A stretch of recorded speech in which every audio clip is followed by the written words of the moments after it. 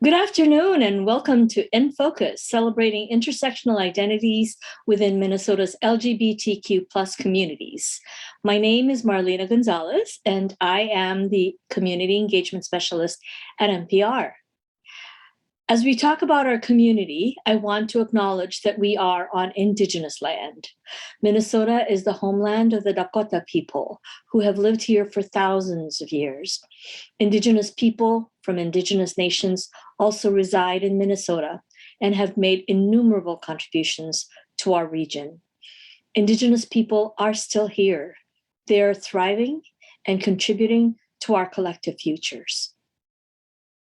The In Focus series is a part of NPR's commitment to host conversations that bring awareness, dialogue, and community solutions to Minnesota's persistent racial disparities.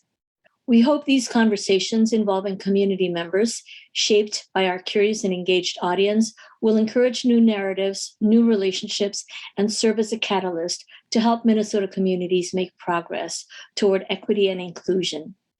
Our goal is to help all of us to see our shared humanity and gain a better understanding of what our fellow community members face. Today's In Focus is sponsored by the generous support of UCare. We also thank Thomson Reuters for their ongoing support. Your thoughts about this conversation are important to us. So if you registered for the event through Zoom, you'll receive a survey from NPR. And if you have a question or a personal experience that you would like to share during the event, please use the Q&A button to submit it, and we will get to as many questions as time allows. Now it's my pleasure to introduce Angela Davis, who will host today's conversation. Angela is an award-winning Twin Cities news anchor and reporter. She hosts the 9 a.m. talk show on NPR News, focusing on essential issues facing Minnesota and the region. Angela, over to you. Thank you, Marlena. And hello, everyone. Thank you for joining us. I'm Angela Davis here at NPR News in St. Paul. Thank you for joining us as we take some time to discuss intersectional identities within Minnesota's LGBTQ plus communities. This hour, we're taking a look at how race, gender, and sexuality intersect and overlap. And we're going to get a better understanding of what that means and why it matters.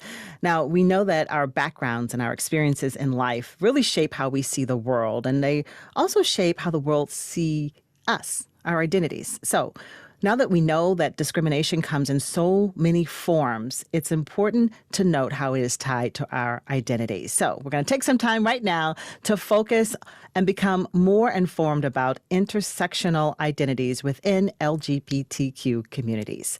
We have three guests joining us today for this hour. I want to invite them to join us now. Go ahead and turn your cameras on as I tell everybody about you. We have with us Jacki Trelawny. Jacki is the Director of Community Engagement at Family Tree Clinic in Minneapolis, which works to improve access to reproductive and sexual health services and to eliminate health disparities. Hi, Jacki. Hi-o. Hi, good to see you. We also have with us Vangie Castro. Vangie is an advocate for LGBTQ plus rights in Olmsted County, where Rochester is located. They currently serve as the Impact Program Assistant at the United Way of Olmsted County and on the Human Rights Commission for the county. Hi, Vangie. Good to see you. And Roxanne Anderson is with us. Rox specializes in LGBTQ plus education and policy. They serve as director of the Minnesota Transgender Health Coalition, which works to improve healthcare access and quality for trans and gender nonconforming people. They are also co-founder of Rare Productions and Our Space, which is a campaign to create physical and virtual spaces for LGBTQ plus communities across Minnesota. Hi there, Rox. How you doing? I am doing great. All right. So to get us started, I want to talk about this word of intersectionality. And I recognizing for many people who may be listening and watching that that's not a word that they use maybe a lot in conversation. So I want each of you to tell me what comes to mind when you hear or use the word intersectionality. So Jacki, I'll go to you. When you hear the word intersectionality, what comes to mind?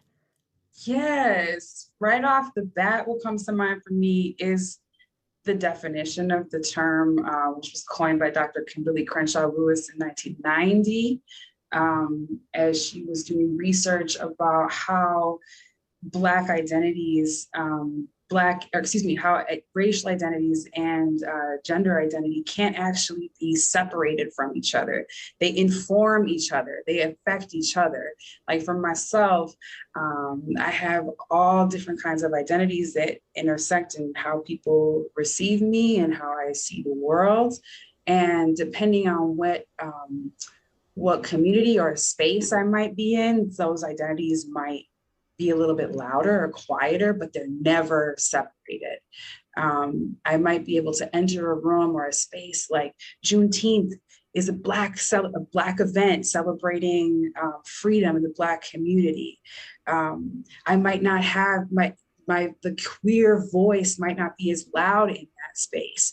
It might have to be me bringing up the queer representation of Blackness in that space. When I'm in queer spaces, if it's queer and open to everybody, it might not be focused on Black and queer folks. We have a very specific experience and varied across all of our identities and how we show up. But I will say, because of the definition of the word being defined by Dr. Kimberly Crenshaw Lewis, it is important that race is named, because she was studying how businesses were not hiring Black women. White men, Black men were getting hired to do physical jobs. White women were getting hired to do administrative jobs. Black women were not getting hired. And so she's acknowledging that this is a specific experience, that we can't actually separate our identities, that they actually inform each other and are constantly living in tandem. Vangie, as we talk about this term, what does the term mean to you, or how would you define it to someone who asked you, like, what does that mean? Well, thank you for having me on, Angela. And so for the definition, or the way that I look at intersectionality, is like echoing what Jacki had said about the overlapping and interconnectedness of various identities, and how when we think about discrimination or oppression of folks who are marginalized, that a lot of the times when we're talking about it, we only talk about like one identity, but really when we think about services or how we see each other, or people, how we see ourselves in the world and how people see us in the world, it is based on our multi-layers of our identities, right? If based on our race or sex or socioeconomics, we need to kind of understand the complexity of that and the interconnectedness of it when it comes to when we do talk about how we want to look at various issues around race and racism in our community, that we can't just look at one issue, but we have to look at the various ways that we are discriminated or face discrimination based on our various identities. And I guess that's basically like Jacki and had already kind of given a really good definition of it. Like that's how I would kind of talk about it. And how would you describe some of your identities, Vangie? I would identify as genderqueer, non-binary. I'm Filipino, so I identify as a person of color.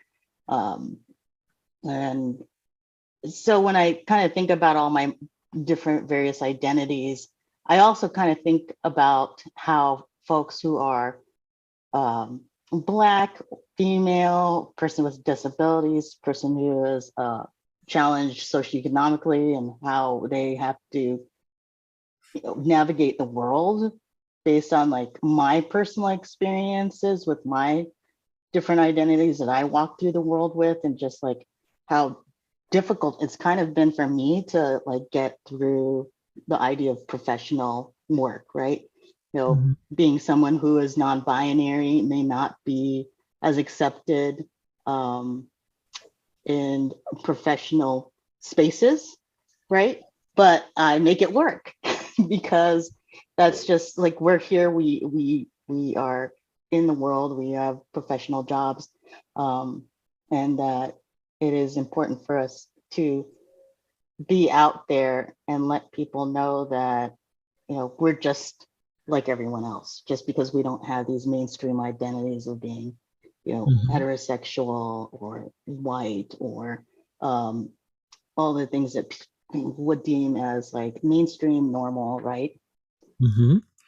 And Rox, let me ask you, what do you think about when you hear the word intersectionality, or if you're in conversation with someone, how do you describe what that word means? I think of intersectionality as that place, kind of, like I envision this intersection and all these overlapping options, these different things that we call identities. And I think it's important to not be scared at that intersection, right? To really like check all the way around, see what you can see, and make informed decisions about like how you cross, how you connect, how you move through that intersection. That's a great analogy. You gave me a beautiful visual. Thanks. That's a great way to describe it. And I want to make sure also we talk about pronouns. Why is it so important that we all, learn to use gender pronouns correctly, and even to, spend some time thinking and questioning our own assumptions about gender? Rox? I think pronouns, for folks who aren't used to kind of distinguishing pronouns, is a little bit of a challenge, right? It goes against like some of the things that we've been taught in school. But pronouns are important, just like names are important.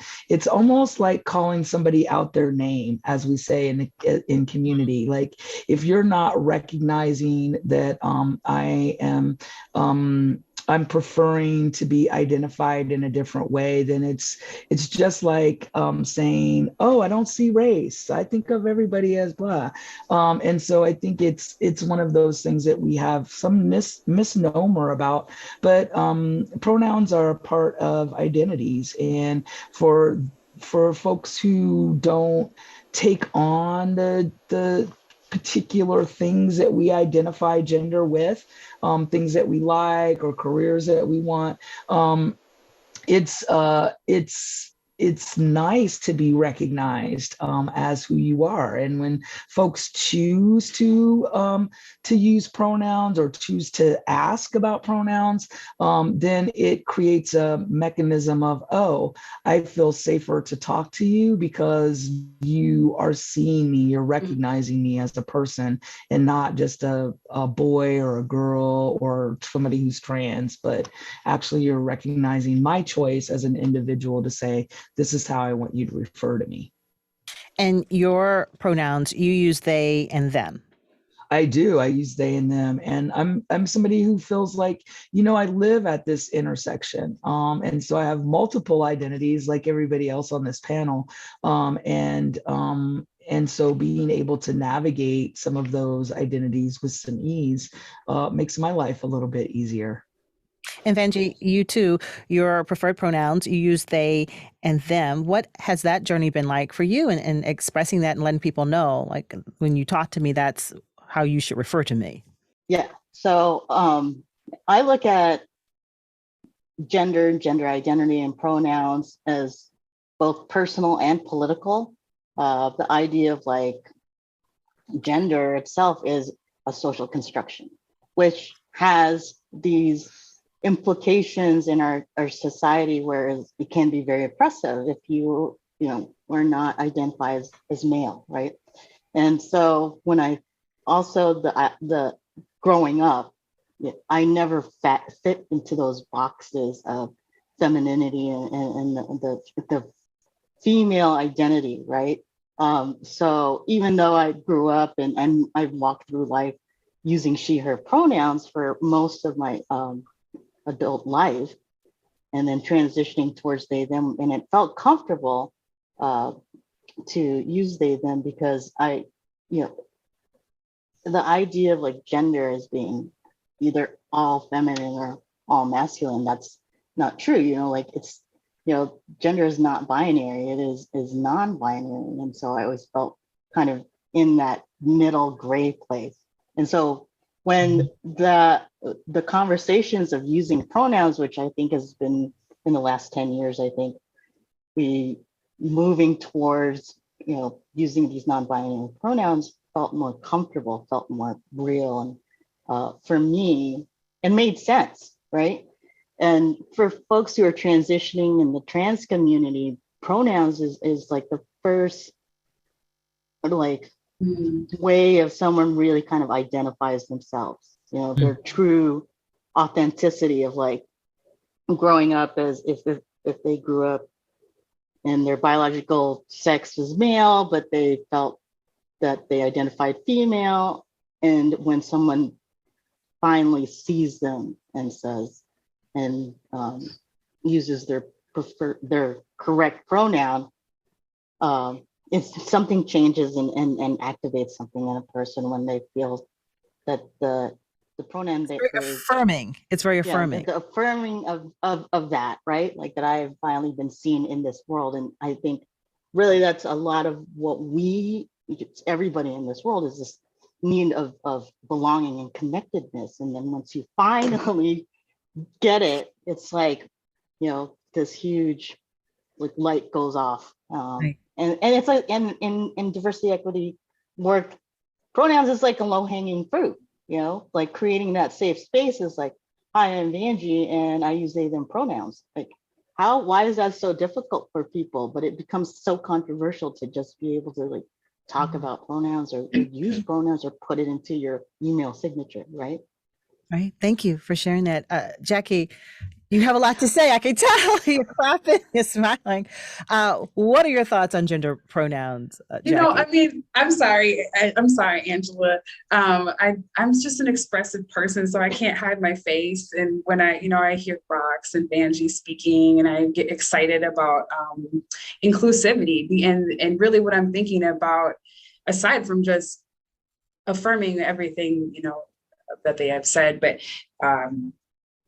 adding that gender pronouns and having them more expansive just provides more truth to how the world actually is. The world is not binary.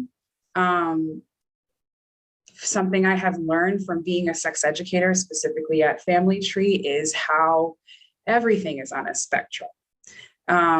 And if we would allow people that invitation to be curious about where they actually are authentically, I think people would be able to, show up more themselves. I think that we would have less violence in the world if people were able to claim their pronouns and actually have a flexible and fluid way to express and see your gender. So I'm getting a little bit more past just pronouns. I'm getting a little bit more to like cultural, just not even acceptance, but understanding of how actually gender works. It's very expansive. And so pronouns are just catching up to how gender actually works in the world. When we look at our young people, the school age kids, teenagers, I think about the future of gender. And I just wonder, for all of you, what are your thoughts about the future of gender? What will we be talking about? Or, the kids are in school now when they're having this in focus conversation. Is gender going to be like, why are we discussing this? What do you think, Jacki? Oh, what do I think about the future of gender? I think some of the stuff that I was saying before, like as people start to learn more about how gender is really expansive, then I think that systems of oppression will start to dismantle as well.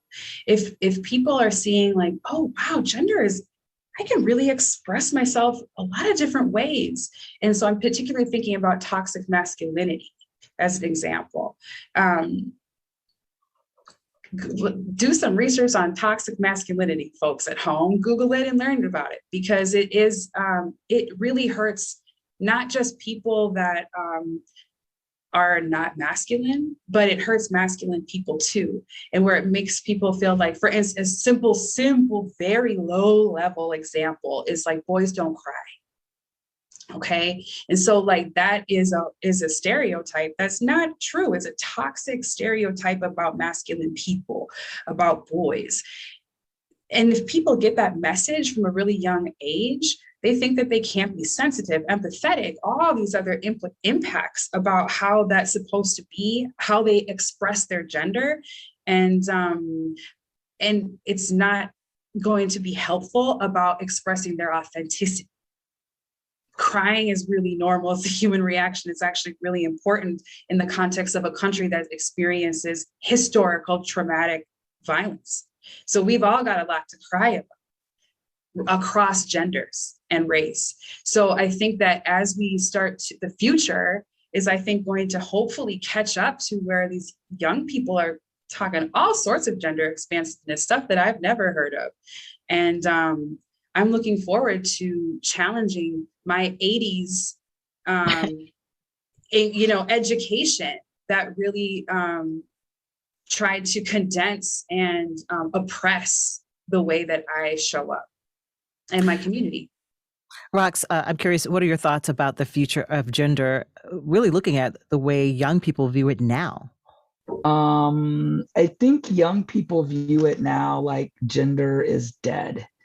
It's like it's not a thing. Young people don't skip a beat when you talk about pronouns. Well, I should reframe that. Informed young people, young people who live in more metropolitan areas, who have access to the internet and cable TV and stuff like that, they have a different level of information, and we see it playing out on TV. And so I think that for young folks, gender is like a no-brainer. It's like over. It's dumb. It is crippling to lots of people. It causes discrimination in all forms of ways. And so I think young people are just kind of like over gender. And they have been for a really long time. I worked at District 202, which was the premier Way back when, yeah. Way back. It was the premier LGBT center. And that was 20 years ago. And young people then were using they, them pronouns, coming up with different words around masculine and feminine identities. And so I think if you do what we're doing is looking at the youth, they're way over it, and they've been over it for a long time. And Vangie, can you tell us anything? Is there any difference in young people or views about gender in greater Minnesota or communities outside of urban areas? What have you seen? Yeah, so I do want to add that to what Rox said about folks in more rural areas or people here in greater Minnesota. They are having conversations about gender. Young people, especially, with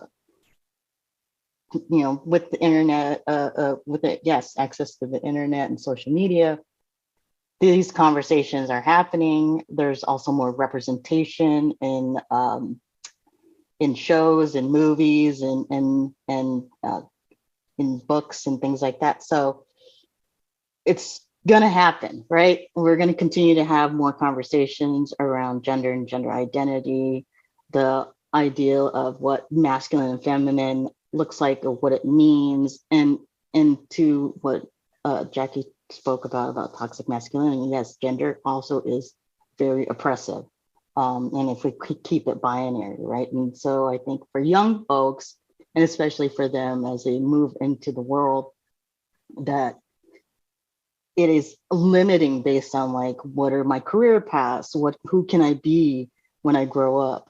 Is it based only solely on, if I identify as male or female, and this is the only pathway that I can take? And so I think when we're moving towards the future for young people, it is better for us to just abolish the idea of the binary gender spectrum, but looking at the opportunities that they have if they are not limiting themselves based on gender identity, right?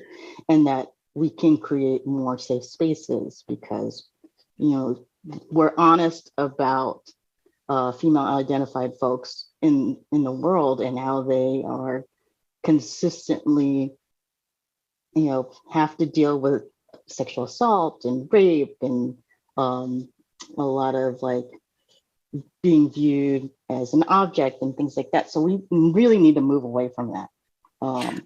I want to bring in, we're getting some questions from audience members about language and about pronouns. And for Vangie, this question, as a Tagalog speaker with first language as Filipino, pronouns don't have gender.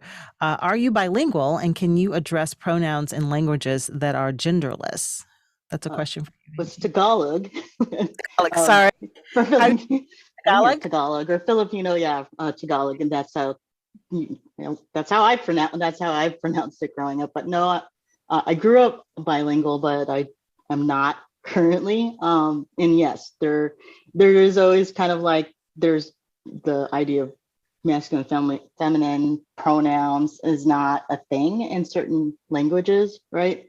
So when the transition into English, there's always that mistake of saying she or he.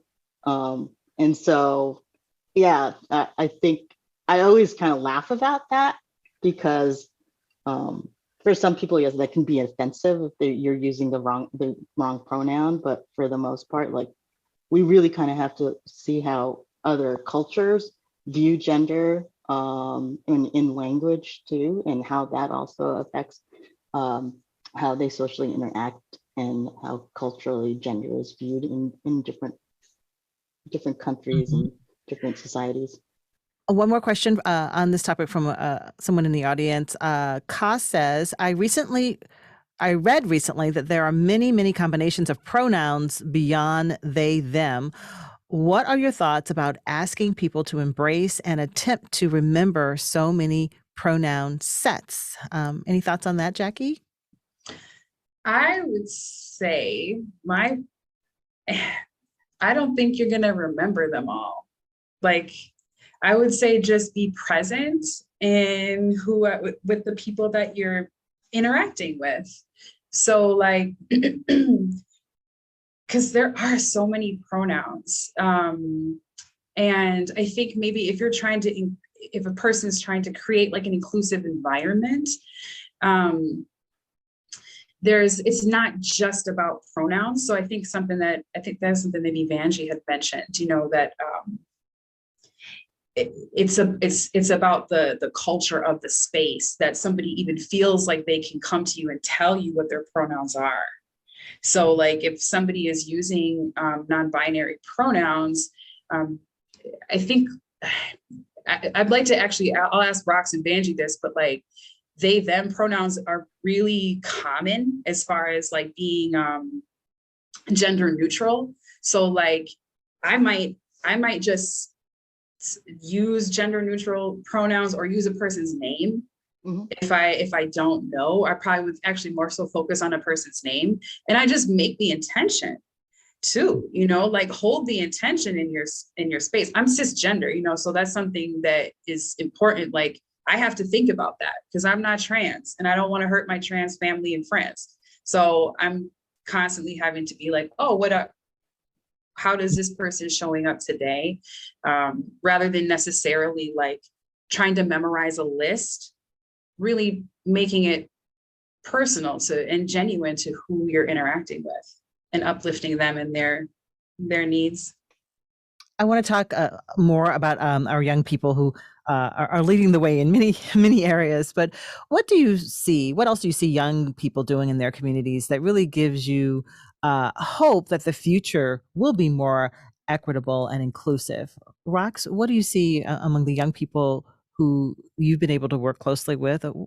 What gives you hope that we'll be in a very different place in this conversation in 10, 20 years? Well, I think young people, Angela, aren't as afraid or concerned about asking. So like Jacki said, especially folks who have more of a non-binary kind of identity, they might be using he, him pronouns on Monday and she, her pronouns on Wednesday and they, them pronouns on Thursday. So I think asking is essential. What pronouns are you using today, or what are your pronouns again? And referring back to the name. It's always okay to go back to their name, especially if you're using the name that they choose, not their dead name. And so asking, just being really clear. And I think young people also aren't as afraid to set boundaries. So younger folks who are kind of out and kind of like knowing who they are willing to say, hey, remember my pronouns are she, her, or hey, remember I don't like pronouns at all. I just go by my name. So can you knock off the pronoun thing? And so I think they have a great example about like asking, and until they get turned off enough by adults, are willing to say what they need. Right. It's when adults begin shutting them down or other folks begin shutting them down, then people, start taking that information back. But I think a big lesson from young people is that they're willing to say what they want, what they need, and what they think is needed for them until we shut them down. Vangie, in your work in the Rochester area, what are you seeing young people leading the way? What are they doing that makes you think that in the future we are going to see a more inclusive and equitable society? Well, hopefully Rox and Jacki and myself have really kind of created a pathway, right, for young people to understand what it means to organize. And so that's what I've seen a lot of young people being able to see that they need to create community and organizing that for themselves, and with, of course, with the support of older folks, and also challenging us, which is really important for young people to do, is to be able to challenge the status quo, which is basically older LGBTQ plus people who has walked through the world very limited. But now, I think things are really opened up for young LGBTQ plus youth. There's there's a social media group. It's called Out Rochester. It started out as a social media platform, and right away it was a way for one young person to find community here. Pride Fest in Rochester is run by predominantly, young people in their early 20s. It used to be run by very much older white gay men. And so there's this transition towards more young people with diverse backgrounds that are trying to create community here in our area. And I think it's really great to see that, because it's like, oh my God, I'm so exhausted from having to do all this work. But now I can see the fruits of my labor of doing all this, like, human rights and LGBTQ plus activism in the communities, that really, like, we've created this environment that young people can start to grow and thrive and do their own thing. And, all we have to do is just get out of their way. Jacki, you work in sexual health services, and I imagine some sex education. What are you seeing and hearing among young people that makes you think that in the future we're going to be in a very different place in these conversations? Oh, yes. I just really I'm on a journey of being like an intergenerational, just like participant, like listening to elders and listening to young people, and then sharing information that I have, so young people don't hopefully have to make some of the same mistakes that I have made in my life. And so young folks, I think what Rox was saying and what Vangie is saying is really similar to how I am experiencing young people. Is just like really dismantling a lot of the oppressive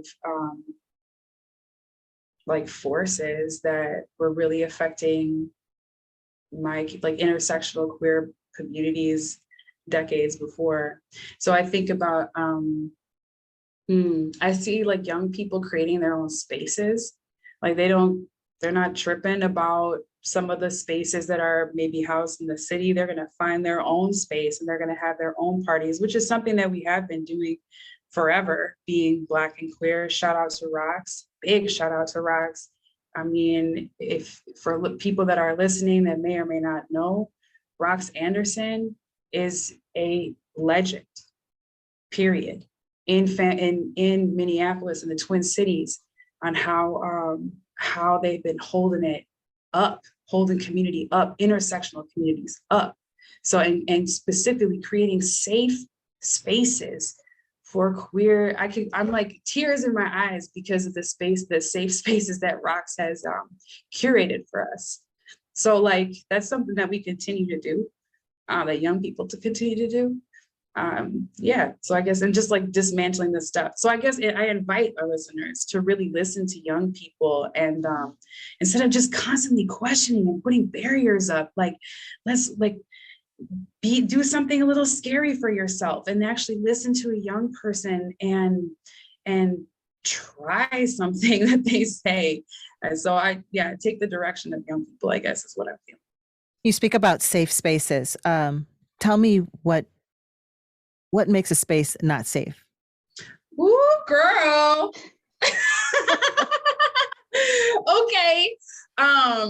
Okay. So one thing, like the word safe, I put asterisks around that because like we can't truly create a safe space. It's like if I am to say that I'm creating a safe space, if I assert that, that actually puts me in a position as a leader to make some serious mistakes. If I'm thinking all of a sudden, oh yeah, my space is safe, because my biases are going to affect how I create a space. And I very likely might not think of somebody. For instance, I work with lots of people that are deaf and hard of hearing. So like if I create a space and I'm thinking about queer folks, I'm thinking about Black folks, but if I don't have interpreters there, well, if my friend who comes in that's deaf shows up, the space is not safe for them. And that's a space that I created. So I have to show up and be brave when I create spaces and claim myself as a leader to be responsive to when people are telling me that they're not safe and they're not included in a space. So there's asterisks around the word space, safe, because I feel like it's something that people should always be critical of themselves. If they're saying that they're creating a safe space, I feel like that's a yellow flag for me that you might not be considering other people. Mm-hmm. And then like, even at Family Tree Clinic, we have safer sex kits, because like, even though a condom is extremely useful with protecting from STIs and pregnancy, a person might not be emotionally safe going into a sexual experience. So how we are calling safe spaces is not just about physical safety. It's about emotional safety. It's about mental safety. It is about physical safety. But I will say, like, just clearly, like, I'm cis, I am queer. And I must name that for my trans sisters, walking outside can be a dangerous situation because of just living and the world being intimidated by the power of a trans woman, and the impacts. So yes, safer spaces. I'm sorry, I kind of like went on a little a tangential I asked the question. I wanted a better understanding it because it seemed to evoke emotion when you said safe space. So thank you for that. And now I need to explore more about the shout out to Rox. And In the introduction, Rox, I read that you're the co-founder of Rare Productions and Our Space, a campaign to create physical and virtual spaces for LGBTQ plus communities in the Twin Cities and in Greater Minnesota. So let's talk about that work and where are these physical spaces, virtual spaces, and what happens in these spaces? Well, Minnesota is one of 3 states in this United States that doesn't have a LGBT center. And we haven't since District 202 went away in 2006 or 7. That's surprising to And me. yeah, it's very surprising. It's very surprising to LGBT folks who live in this state, and it's very surprising to folks who don't identify as LGBT. It's very surprising to people all around the country. And because I'm a 2018 Bush Fellow, I got to travel around and explore LGBT centers in the hopes of bringing that information back to Minnesota so we can have one. There's many reasons why we don't have one, but my goal and mission, my legacy piece, if you will be to create this LGBT center for us in this state. As somebody who identifies as, I'm an abolitionist, I'm an activist, an artivist, an entrepreneur, I'm an organizer, I'm Black, I'm trans, I'm gender non-conforming, masculine of center, I'm like mixed race. What are the other identities that I hear? I'm a queerdo, I'm transracially adopted into a white family. I'm a parent, I'm a partner, I'm a rebel rouser, I'm kinky, I'm a leather switch top daddy, and I work at the intersections of race, gender, and sexuality with this goal of dismantling those systems of oppression that really keep us from liberation. And so one of those things that keeps us in the negative status on those social determinants of health as LGBT community is that we don't have a place to meet. We don't have a place to see each other. We don't have a place to celebrate our ceremonies, our culture together. We don't have a place to work out together. We don't have a place to have our galas together. We don't have a place to see healthcare as a community. And so those things are really, really important and help create a safer environment for LGBT folks. We have many LGBT organizations in Minnesota. They're all paying rent to landlords who aren't queer. We don't have a lot of political capital. We have a lot of queer out elected officials, but that doesn't necessarily give us queer capital, right? And so we have to find ways to build equity for our community. And I think one of those ways, looking around the country, is to create really a social enterprise community center where LGBT folks can come together, get the resources that they need, and also celebrate our identity as queerdos. And Vangie, anything that's happening in Olmsted County or other parts of Greater Minnesota that is supporting this idea of needing physical spaces to be together? Yes. So we do not, as Rox said, that we do not have a specific LGBTQ plus center here in Rochester or in Greater Minnesota that I know of. We used to have gay, lesbian community services that had provided like office space and being able to connect folks to other LGBTQ plus people, but they no longer exist. And so now what we have is people in the community that mostly just kind of revolves around organizing the Rochester Pride Fest every year. But what I've also seen is folks in the business community that have kind of stepped up to create opportunities and spaces for the queer community to have. So Fiddlehead Coffee now has Queer Thirsty Thursdays, and that was like, what? Like, but I know the owners and they're super awesome and great allies. Crave Restaurant, which is also here in Rochester, now started having drag brunches, which is like, what? You know, here in Rochester, which has been known to be a very conservative city, but now we actually are moving towards being a more progressive city. And so that we can have these spaces in kind of mainstream restaurants. And even though, you know, like it is, you know, people who are lip syncing and eating omelets and, you know, wearing fabulous gowns, to introduce people who are normally not in contact with people in the LGBTQ plus community that they know of, right? I think is great to be able to create those spaces, both for the queer community and also for the straight community and allies. So yeah, there's been like an upswing of like businesses and the LGBTQ plus community kind of coming together to try to create these spaces, even though that we don't have like one specific center or gathering place. I want to ask about discrimination. What do you see being done to address it, and what are the best ways for people, individuals, to step up to try to stop it when they see it?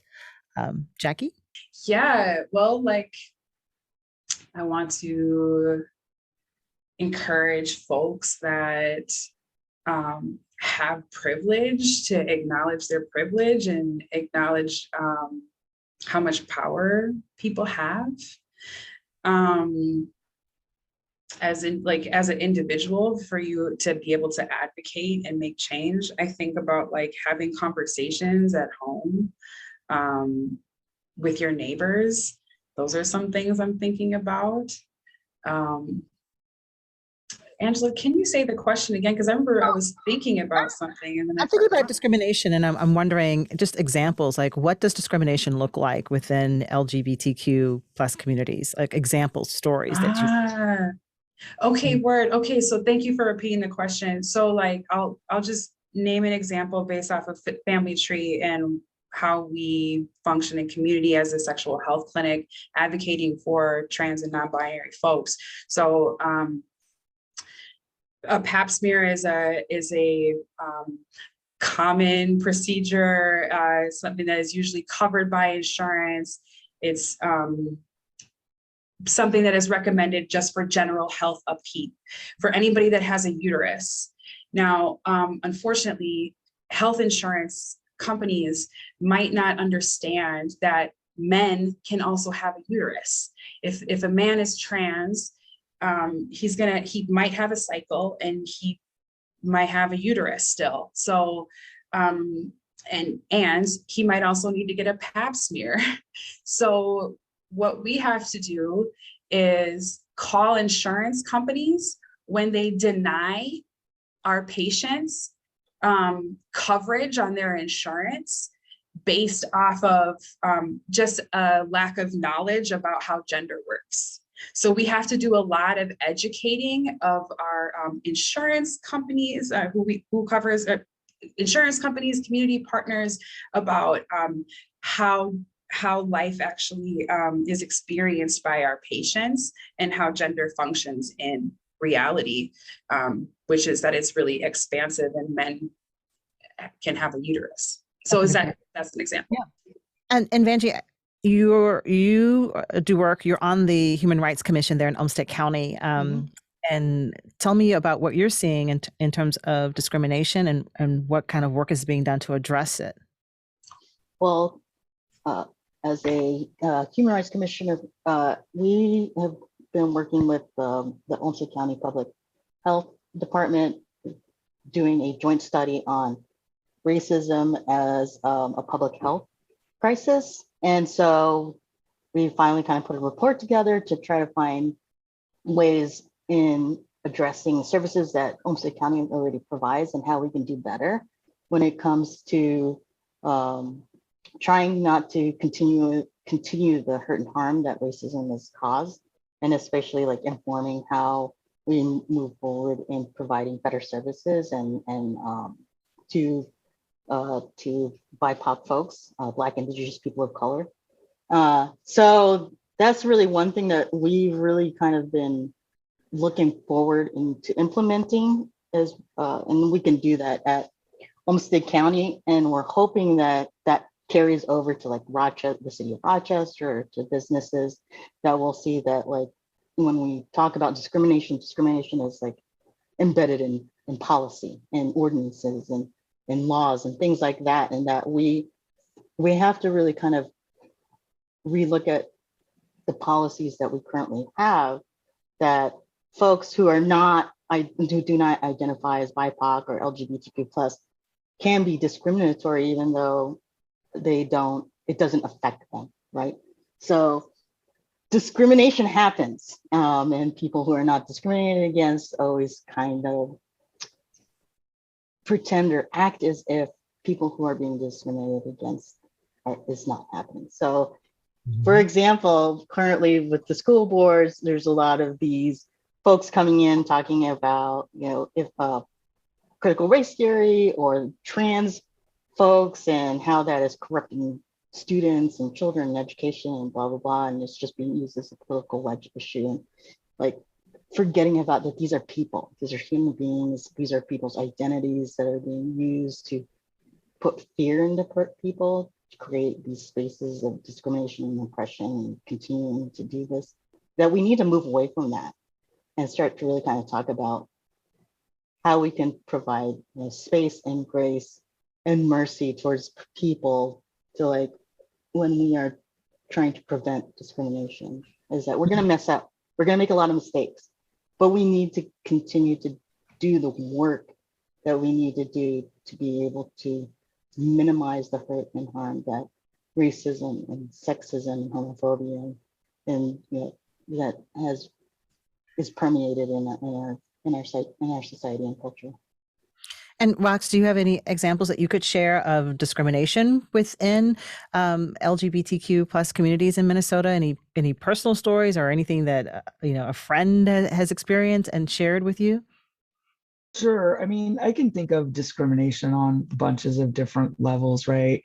And even, you know, as we've been talking about, like drag, I think drag is one of those examples that it might not be necessarily discrimination, but it is the monetization of queerness. And so when we see straight bars, straight restaurants doing drag shows and monetizing queer culture and then keeping that revenue for themselves, I think that is one of those lines of discrimination that we don't really talk about.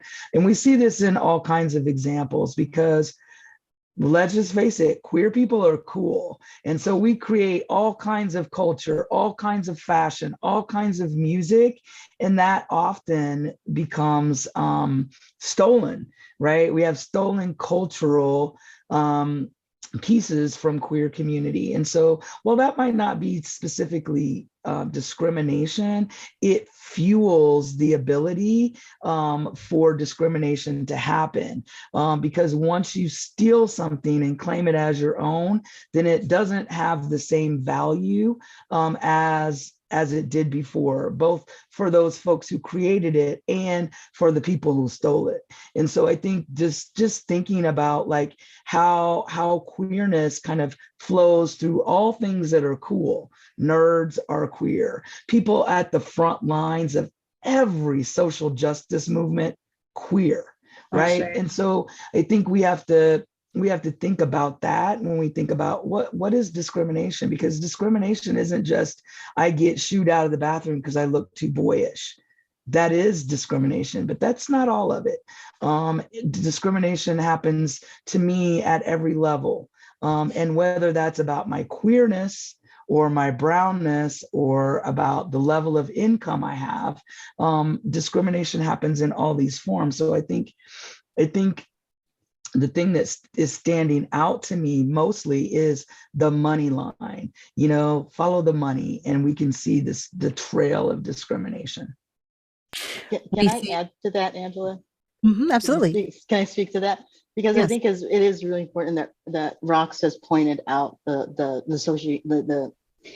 disparity in socioeconomics when we think about folks with intersected identities, like Black, trans, women who have violence happening to them, and the fact that it is difficult for them to find jobs, and so then they are limited in their queer capital, and so we're disempowered based on all these different intersected identities that we have that are historically marginalized. And so it is important for us to understand and remember that we're not just, if we're being discriminated or oppressed, it's not just our one identity, and that there's like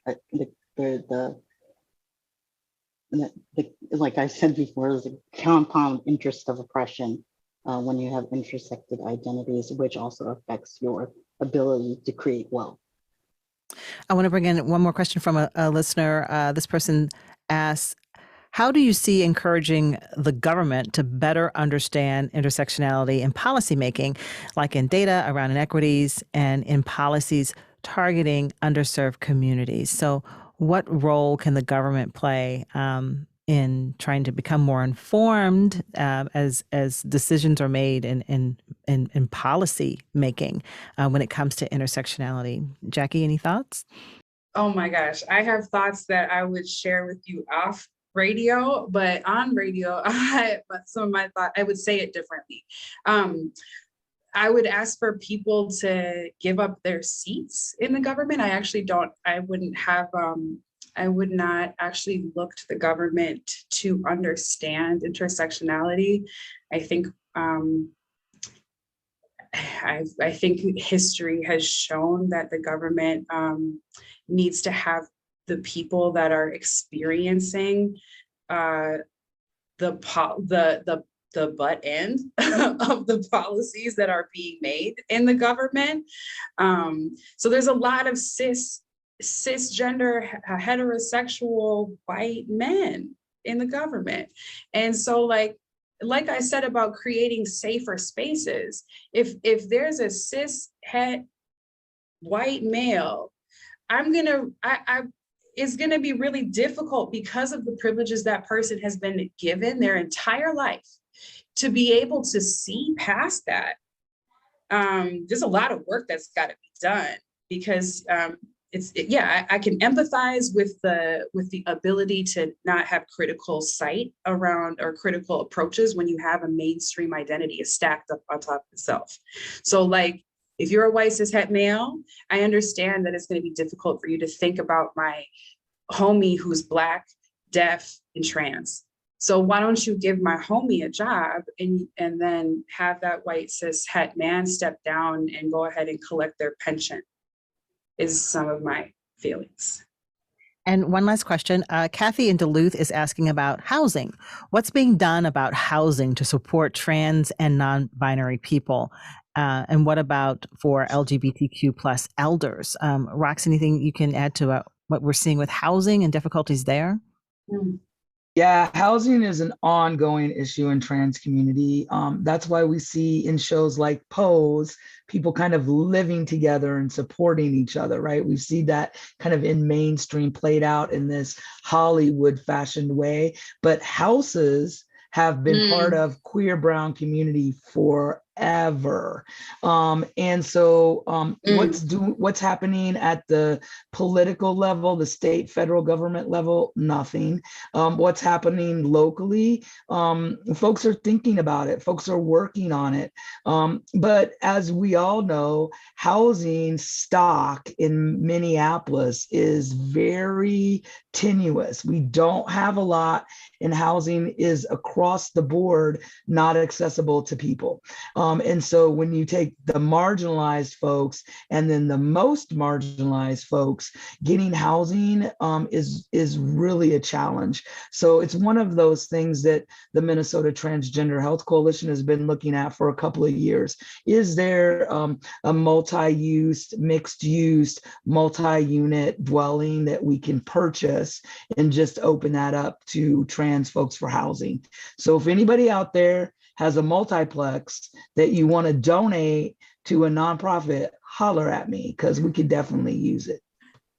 Our time is up. Our hour is up. I want to thank all of our audience members for spending time with us and submitting questions. And I want to thank our guests and reintroduce them again. We've been talking with Jacki Trelawny, the Director of Community Engagement at Family Tree Clinic in Minneapolis. Thank you, Jacki. We've been talking with Vangie Castro, an Impact Program Assistant at the United Way of Olmsted County, as well as a member of the Human Rights Commission for the county. Thank you, Vangie. And to Roxanne Anderson, Rox, Director of the Minnesota Transgender Health Coalition and co-founder of Rare Productions in Our Space. And thank you all again for sharing your stories. Very valuable information you shared. I want to thank also our sponsor, UCare, for sponsoring this event, our In Focus event, and a reminder that this conversation will be broadcast on NPR News during my time slot tomorrow morning at 9 o'clock in the morning. Tomorrow, you can listen to this conversation if you missed part of it or want to tell a friend about it. And be sure to save the date for our next In Focus virtual conversation. It will be about environmental justice, and that is coming up on Wednesday, April 27th. Be safe, everybody. Have a great afternoon. Thank you again for your time.